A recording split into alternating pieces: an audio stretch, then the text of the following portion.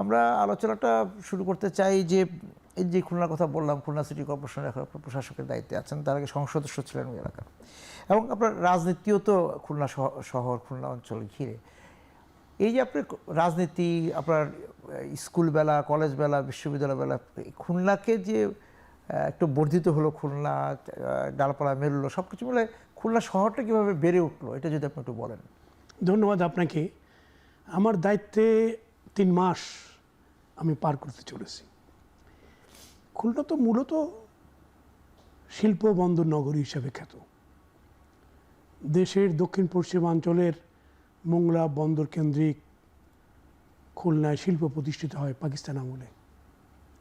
British আমল থেকে যাত্রা শুরু, এবং এর সাথে নদী বন্দর আছে, সমুদ্র বন্দর, নদী বন্দর, এবং এখানে শিল্প গড়ে উঠেছে, পাট শিল্প গড়ে উঠেছিল।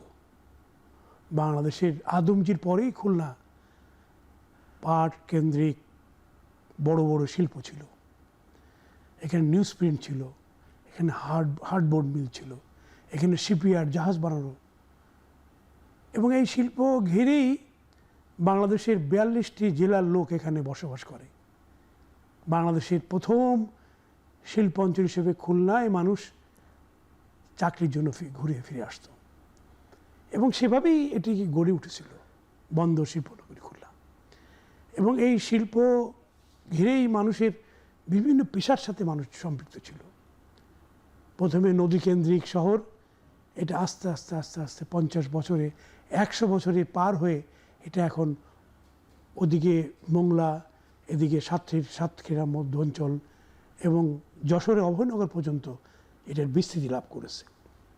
এবং এটি এখন 15 লক্ষ মানুষের বসবাস, এবং শিল্প শহর হিসাবে এটি বাংলাদেশের অর্থনীতিতে একটা গুরুত্বপূর্ণ ভূমিকা পালন করেছে। একদিকে পাট, আরেকদিকে মৎস্য, বিশেষ করে বাগদা চিংড়ি, গলদা চিংড়ি, এবং এর সাথে সুন্দরবন কেন্দ্রিক ব্যবসাও ছিল।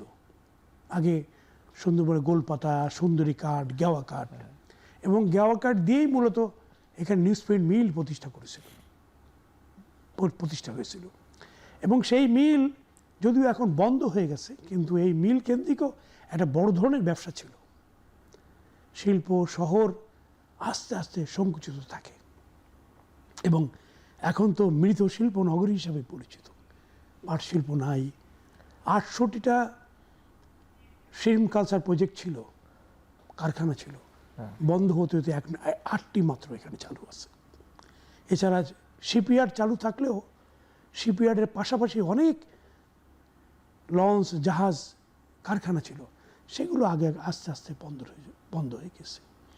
এবং মোংলা বন্দর কেন্দ্রিক ব্যবসা ছিল খুলনা শহরে, সেই ব্যবসাও এখন সংকুচিত হয়ে গেছে। এখন যেটি খুলনা, সেটি হচ্ছে সেই জায়গা থেকে তো নাগরিকদের চরিত্র বদলে গেছে, মানে তাদের পেশার পরিবর্তন হয়েছে। এবং এখন তো খুলনায় এখন নতুন একটা সম্ভাবনার দ্বার খুলে দিয়েছে। সেটি হচ্ছে পদ্মা ব্রিজ হওয়ার পরে বন্দর নগরী খুলনা এখন ট্যুরিজম শহরে রূপ লাভ করছে, পর্যটন শহর। এখানে নতুন নতুন হোটেল নির্মাণ হয়েছে, রেস্টুরেন্ট নির্মাণ হয়েছে, এবং মোংলা বন্দর খুলনা এসে মোংলা বন্দর দিয়ে মানুষ এখন সুন্দরবনে যায়। অনেক জাহাজ তৈরি হয়েছে। এখন এই সম্ভাবনাটাকে আমরা নতুন সম্ভাবনা দেখতে পাচ্ছি, যে ট্যুরিজম শহর হিসেবে খুলনা, এবং সেভাবেই এই সম্ভাবনাটাকে সামনে নিয়ে আমরা কাজ করার নিজেরা প্রস্তুতি নিচ্ছি।